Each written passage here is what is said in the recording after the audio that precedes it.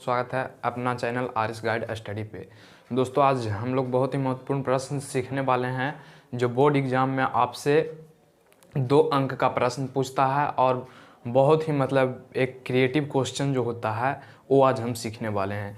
तो वीडियो में शुरू से अंत तक बने रहिएगा और चैनल पे नए हैं तो चैनल को सब्सक्राइब कर लीजिएगा और बेल आइकन को प्रेस कर लीजिएगा ताकि जितना भी नया वीडियो हो बोर्ड एग्ज़ाम से रिलेटेड आप तक आसानी से पहुंच जाए। ठीक है, तो चलिए आज हम स्टार्ट करते हैं, आपको सिखाते हैं। अपरिमेय संख्या सिद्ध करने के लिए आपको 3 प्रकार से आता है। 3 वीडियो हम आपके लिए लाएंगे जिसमें से ये पहला वीडियो है और पहला वीडियो में आप सीख जाएंगे कि √3 एक अपरिमेय संख्या कैसे सिद्ध होगा, √5 एक अपरिमेय संख्या कैसे सिद्ध होगा, √7, √11, √13, √19 इस प्रकार का जितना भी क्वेश्चन देगा जो आज आप सीख जाएंगे। ठीक है, फिर आपसे देता है O1y√2, O1y√3, O1y√5 इस प्रकार से देता है। ये कल वाला वीडियो में हम सीखेंगे। ठीक है, उसके बाद तीसरा टाइप देता है 2 + √3, 5 - √2 इस प्रकार से देता है। ये तीसरा टाइप है। ठीक है, और ये दूसरा टाइप है और ये पहला टाइप है। यानी 3 टाइप से आपको एग्जाम में प्रश्न पूछता है। तीनों टाइप यानी एक टाइप के लिए एक वीडियो आएगा। जैसे कि आज ये फर्स्ट टाइप है तो फर्स्ट टाइप के लिए एक वीडियो आज हम बना रहे हैं जो आप देख रहे हैं। ठीक है, तो चलिए आज का हम सीख लेते हैं। इस प्रकार का जितना भी क्वेश्चन सिद्ध करने के लिए यदि बोर्ड एग्जाम में आ जाएगा तो आप आसानी से सिद्ध कर लीजिएगा। तो चलिए वीडियो को स्टार्ट करते हैं और यहाँ पे हम बनाते इसको सोल्व करने के लिए आपको सिखाते हैं। ठीक है, तो चलिए ध्यान दीजिएगा।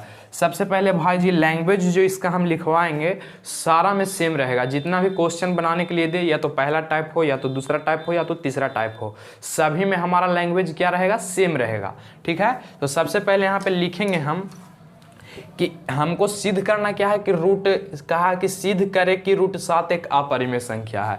यानी √7 को आपको सिद्ध करना है कि अपरिमेय संख्या है। तो सबसे पहले आपको क्या करना है कि √7 को मान लेना है कि नहीं हम इसको परिमेय संख्या मानते हैं। सबसे पहला काम आपको क्या करना है कि सबसे पहला काम आपको ये करना है कि √7 को एक परिमेय संख्या मान लेना है। कौन संख्या मान लेना है, तो परिमेय संख्या मान लेना है। ओके, उसके बाद दूसरा स्टेप आपको क्या करना है कि उसका प्रॉपर्टीज लिख देना है और फिर तीसरा स्टेप में दोनों तरफ भर करके जैसे मैथ में कैलकुलेशन करते हैं वैसे आपको करना पड़ेगा। तो देखिए सबसे पहले जैसे जैसे हम लिखेंगे वैसे वैसे आप एग्जाम में यदि पूछेगा तो लिखिएगा। ठीक है, क्योंकि एग्जाम में ये 2 मार्क का क्वेश्चन हर साल के लिए एकदम निश्चित है। तो चलिए देखिए सबसे पहले क्या लिखेंगे भाई जी, तो सबसे पहले हम यहाँ पे लिखेंगे मान लिया कि, क्या लिखेंगे, मान लिया कि √7 एक परिमेय संख्या है। √7 एक परिमेय संख्या है। ये तो सभी कोई मान लेंगे कि √7 एक परिमेय संख्या है, ये सब कोई जानता है। अच्छा, उसके बाद आप बताइए कि परिमेय संख्या कहते किसको हैं, तो परिमेय संख्या P/Q को बोलते हैं। जब P और Q का कोई भी उभयनिष्ठ गुणनखंड नहीं हो। उभयनिष्ठ गुणनखंड कहने का मतलब है कि यदि P का हम गुणनखंड करेंगे और Q का गुणनखंड करेंगे तो दोनों का गुणनखंड नहीं मिलेगा, एक भी गुणनखंड नहीं मिलेगा। ठीक है, उसको उभयनिष्ठ गुणनखंड मिलते हैं कहते हैं। दूसरा, और Q के बराबर 0 ना हो, इसको हम परिमेय संख्या बोलते हैं। आपको पता हो कि ऐसे सिंपल में देखिए उभयनिष्ठ गुणनखंड के बाद छोड़िए, आप जानते हो P/Q के रूप में Q बराबर ≠ 0 उसको परिमेय संख्या बोलते हैं। तो जो आप जानते हैं उसको लिख दीजिए। ठीक है, तो लिखेंगे कैसे, सबसे पहले हम माने हैं उसको लिख लेंगे। देखिए आप माने हैं √7 को ना, तो √7 को माने हैं। ठीक है, तो √7 लिख देंगे। और देखिए परिमेय संख्या माने हैं तो परिमेय संख्या का गुण क्या होता है, P/Q होता है कि नहीं होता है। परिमेय संख्या कहते हैं कि इसको P/Q के। उसके बाद ब्रैकेट ले लीजिएगा और लिख दीजिएगा जहां Q doesn't equal to 0, Q के बराबर तो 0 नहीं होना चाहिए, ये तो लिखना पड़ेगा। और P एवं Q एक पूर्णांक है तथा P एवं Q के, इसको घर के थोड़ा बड़ा करिएगा। ठीक है ना, P एवं Q का कोई उभयनिष्ठ गुणनखंड ना हो, उभयनिष्ठ गुणनखंड ना हो। ये इतना आपको लिख देना है, ठीक है। क्योंकि बोर्ड एग्जाम में जो कॉपी चेक करने वाला होता है वो आपको दिखता है, मतलब राइटिंग सिस्टम देखता है कितना बढ़िया आप लिख रहे हो। तो जितना बढ़िया आप लिखेंगे उतना अच्छा मार्क मिलेगा, ठीक है। तो आपको क्या करना है कि एकदम जितना भी हो सके तो लैंग्वेज को बेटर देना है, ताकि जो एग्जामिनर मतलब वहाँ चेक करने वाला कॉपी हो और आपको देख करके ही खुश हो जाए। तो सबसे पहले देखिए हम क्या लिखें। मान लिया कि √7 एक परिमेय संख्या है, चलिए जो कहेगा सिद्ध करने के लिए उसके अपोजिट मानना है। उसके बाद हम लिख दिए कि √7 सिद्ध करना था P/Q, जानते हैं कि परिमेय संख्या का गुण होता है P/Q।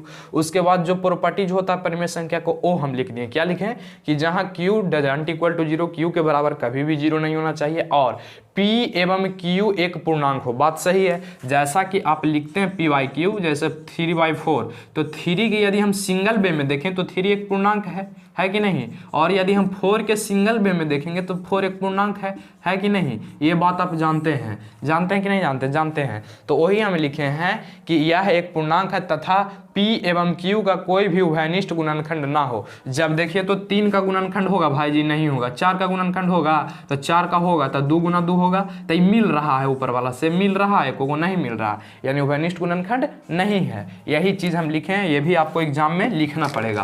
उसके बाद आपको कुछ नहीं करना है, उसके बाद आपको लिखना है दोनों तरफ वर्ग करने पर। क्या लिखना है? दोनों तरफ वर्ग करने पर। यहाँ से लिखते हैं, ठीक है ना, लिखेंगे दोनों तरफ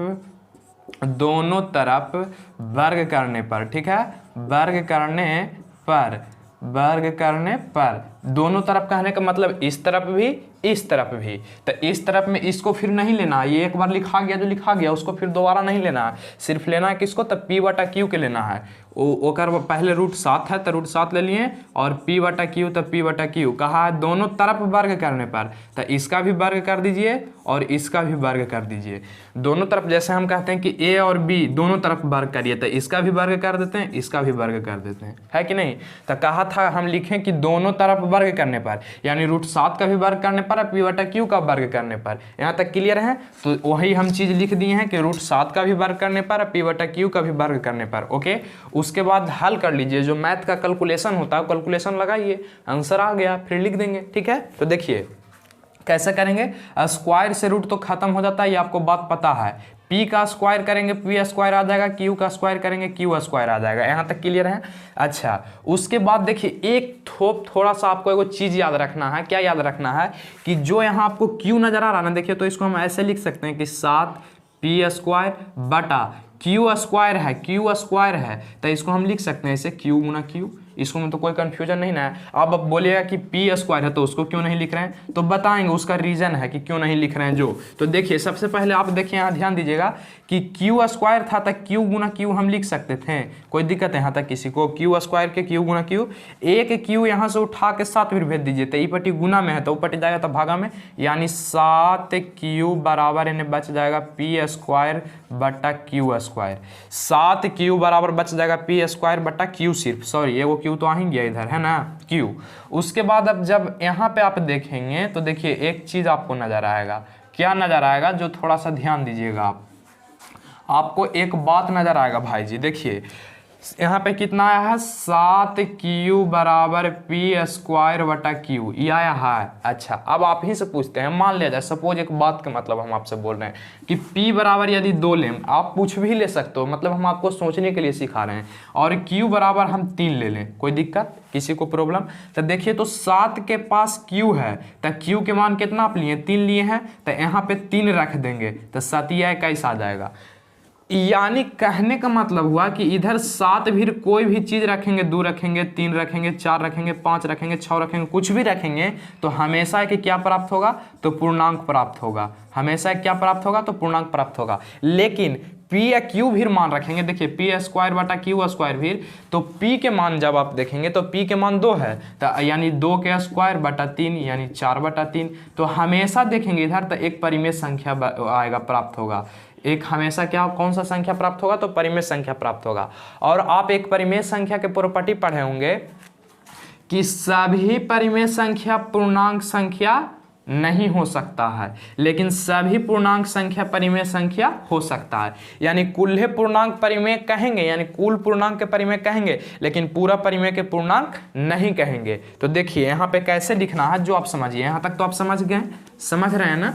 चलिए यहाँ पर अब लिखना पड़ेगा आपको, ठीक है, लैंग्वेज देना पड़ेगा। तो देखिए क्या करना है आपको, ये तो 7 क्यू के कुछ भी मान लेंगे, 1 2 3 4 5 6 10 10 11 हज़ार कुछ भी रखेंगे, तो यहाँ पे क्या प्राप्त होगा, पूर्णांक प्राप्त होगा। क्या प्राप्त होगा, पूर्णांक प्राप्त होगा। और इसमें कुछ भी हम p बटा q का मान रखेंगे तो परिमेय संख्या प्राप्त होगा। कौन संख्या प्राप्त होगा, परिमेय संख्या, जो कि कभी बराबर नहीं हो सकता। क्यों नहीं हो सकता है, कुल पूर्णांक के तो हम परिमेय कह सकते हैं, लेकिन पूरा परिमेय के हम पूर्णांक नहीं कह सकते हैं। तो ये बात यहाँ तक सभी को समझ में आया कि हम डजंट इक्वल टू क्यों दिए, क्योंकि पूरा पूर्णांक को, ठीक है, क्योंकि पूरा पूर्णांक को हम परिमेय कह सकते हैं, लेकिन पूरा परिमेय को पूर्णांक नहीं कह सकते हैं। तो लिखेंगे कि जो कि संभव नहीं है और हमारी मान्यता के विरुद्ध है, और हमारी मान्यता के विरुद्ध है, ठीक है, विरुद्ध है, जो हम माने हैं उसके विरुद्ध है। क्योंकि हम माने थे परिमेय संख्या, आया दोनों तरफ परिमेय संख्या आए नहीं किया, एक दने पूर्णांक आ गया, एक दने परिमेय आ गया, दोनों दने परिमेय आता था ना, कहते कि हाँ चलो सही है। तो हम क्या लिखेंगे कि पूर्णांक डजंट इक्वल टू परिमेय, जो कि संभव नहीं है और हमारी मान्यता के विरुद्ध है। अतः यहाँ पे लिख देंगे कि अतः √7 एक परिमेय संख्या नहीं है। इसीलिए जा पढ़े लिख दीजिएगा, ठीक है ना, इसीलिए √7 एक परिमेय संख्या नहीं है। तब परिमेय संख्या नहीं है भाई जी, तो कौन संख्या होगा, 2 तो संख्या होता है, परिमेय संख्या का परिमेय संख्या। अब परिमेय है ये नहीं है तो अपरिमेय होगा। तो यहाँ पर लिख देंगे कि अतः √7 एक अपरिमेय संख्या है, √7 एक अपरिमेय संख्या है, डेट आंसर। यहाँ तक ये अप्रूव्ड हो गया। तो ये जितना भी लैंग्वेज हम लिखाए हैं ये आपको सारा में काम करेगा, जितना भी हम सिद्ध कराएंगे ना उस सब में काम करेगा आपको, ठीक है। तो आपके लिए HW कुछ है, ठीक है, आपके लिए कुछ HW है, आप जरा बना करके लाइएगा, ठीक है। चलिए देखिए, आपको √3 सिद्ध करना है, √5 सिद्ध करना है, √11 सिद्ध करना है, √21 सिद्ध करना है। 4 प्रश्न आपके पास है, चारों को आपको हल करना है एकदम सेम टू सेम ऐसी लैंग्वेज बना करके, ठीक है। √3, √5, √11, √21, ओके। तो आज के लिए बस इतना ही, मिलते हैं कल दूसरा टाइप को लेकर के, ठीक है, दूसरा टाइप जो बट्टा वाला होगा उसको लेकर के। थैंक यू भाई जी। तो ज़्यादा से ज़्यादा शेयर कीजिएगा, लाइक कॉमेंट जरूर कीजिएगा।